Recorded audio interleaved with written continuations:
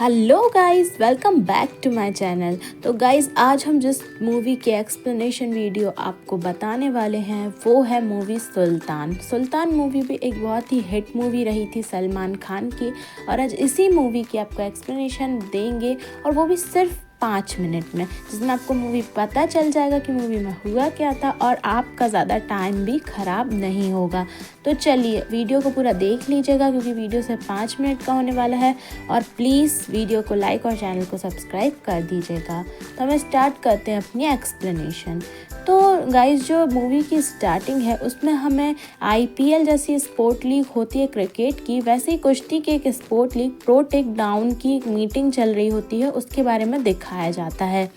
और फिर इस मीटिंग में जो इस फ्रेंचाइजी के ओनर रहते हैं आकाश सिंह ओबराय, उन्हें बताया जाता है, और वो ये बताते हैं कि उनके स्टेडियम में भी खाली चल रहे हैं और कोई भी उनका मैच ज़्यादा देखने आ नहीं रहा है, और इस चीज़ को लेके वो टेंशन में है, पर वो 6 महीने में सब ठीक कर देंगे, ऐसा वो बोलते हैं मीटिंग में। पर फिर वो एक तरीके से परेशान होते हैं। तो उनके जो पापा रहते हैं वो उनसे कहते हैं कि अगर सुल्तान जो रिंग है उसमें उतर जाए तो कहीं ना कहीं बहुत ही ज़्यादा पब्लिसिटी होगी, क्योंकि सुल्तान के बहुत से फ़ैन हैं और सुल्तान एक बहुत ही ज़्यादा फेमस रेसलर है। तो ये चीज़ सुन के वो सुल्तान के पास जाते हैं उससे एक ऑफ़र देने उनके प्रो टेक डाउन में खेलने के लिए। जब वो सुल्तान से मिलते हैं तो वो ये ऑफ़र देते हैं, और वो कितने भी पैसे देने तैयार थे सुल्तान को अपने या उसमें प्रो टेक डाउन में खिलाने के लिए। पर सुल्तान उनसे साफ मना कर देता है और उसे कोई इंटरेस्ट नहीं दिखता इस चीज़ में। तो वो ये चीज़ देखकर काफ़ी शॉक्ड होते हैं कि सुल्तान जब एक रेसलर है वो क्यों नहीं हो रहा तैयार। तब वो सुल्तान के दोस्त से मिलते हैं। फिर जो दोस्त है वो उन्हें असल कहानी बताता है, और फिर जो कहानी है वो फ्लैशबैक में जाती है। अब फ्लैशबैक की स्टोरी आगे बढ़ती है और उसमें सबसे पहले सुल्तान ही दिखाया जाता है, जो कि अपने से एक बहुत ही शक्तिशाली पहलवान को एक दाव पेच के सहारे पटक देता है। कहीं ना कहीं सुल्तान एक बहुत ही अच्छा कुश्ती का खिलाड़ी होता है, पर वो इतना भी अच्छा नहीं खेलता कि वो स्टेट लेवल चैंपियनशिप में खेल पाए और उसे जीत पाए। फिर इसके बाद ही उसकी मुलाकात अनुष्का शर्मा, जिनका नाम इस मूवी में आरफा है, उससे होती है। अब आरफा तो उसे कोई खास पसंद नहीं करती है, पर सुल्तान को आरफा से पहली नज़र वाला प्यार हो जाता है। वो कहीं ना कहीं आरफा को चाहने लगता है।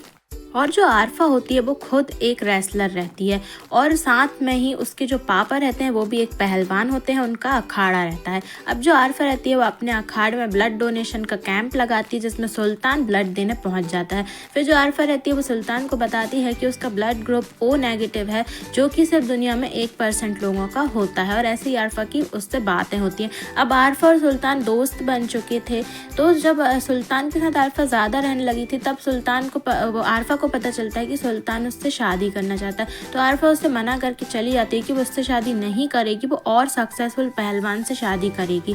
तब सुल्तान के सर पर स्टेट लेवल चैंपियनशिप जीतने का जुनून चढ़ता है, और फिर क्या करता है, वो बहुत मेहनत करता है, बहुत वेट उठाता है, बहुत दौड़ता है, दिन रात एक कर देता है मेहनत में। और फिर जब वो स्टेट लेवल चैंपियनशिप के लिए एलिजिबल भी नहीं था, और फिर वो स्टेट लेवल चैंपियनशिप खेलता भी है और जीत भी जाता है। इसी के साथ वो अपने से बहुत बड़े खिलाड़ी को चैलेंज भी कर देता है खेलने का।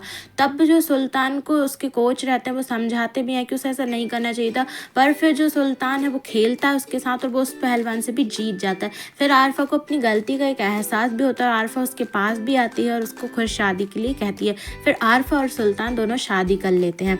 अब आरफा भी कॉमनवेल्थ गेम खेलती है और उसमें भी मेडल लाती है, और सुल्तान भी कॉमनवेल्थ में मेडल लेकर आता है, और दोनों ही एशियन चैंपियनशिप में भी मेडल लेकर आते हैं।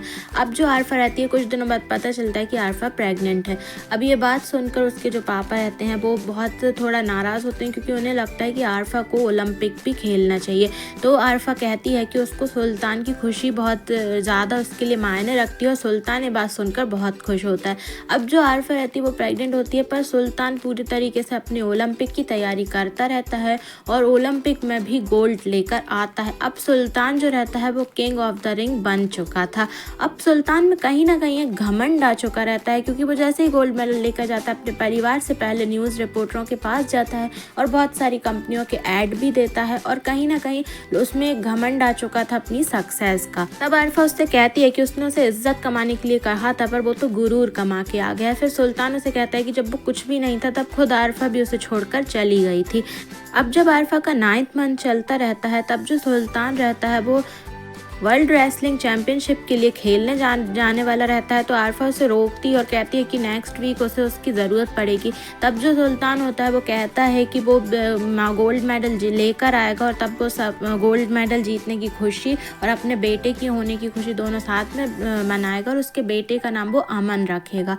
और वो चला जाता है खेलने। उसके बाद जब वो खेलता है तो वो ये चैम्पियनशिप भी बहुत ही अच्छे से जीतता है और गोल्ड मेडल भी लेकर आता है। पर जब वो वापस आकर आरफा से मिलता है तब वो देखता है कि उसका बेटा हुआ तो था और आरफा से बताती भी है कि बेटा बिल्कुल तुम्हारे जैसा था, पर वो बहुत इतना ज़्यादा ताकतवर नहीं था कि वो ज़िंदगी के लिए लड़ पाए। और उसका बेटा मर चुका रहता है और वो भी मर कैसे पाता है क्योंकि उसका जो ब्लड ग्रुप रहता है उसके बेटे का वो भी ओ नेगेटिव होता है और उसे ब्लड की उस समय ज़रूरत होती है। और ओ नेगेटिव ब्लड ग्रुप जो रहता है वो बहुत रेयर होता है और वो सुल्तान का होता है, पर जो सुल्तान रहता है वो उस समय उनके पास मौजूद नहीं था।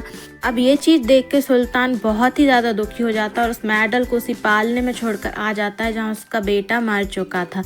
अब आरफा सुल्तान से बहुत नाराज़ रहती है, वो उससे बात भी करना बंद कर देती है और सुल्तान जो रहता है वो आरफा को मनाने की कोशिश करता है, पर वो उसे खुद अपने लिए इतना गिल्टी फील होता है खुद अपने आप में कि वो आरफा से बात करने की तक हिम्मत नहीं कर पाता।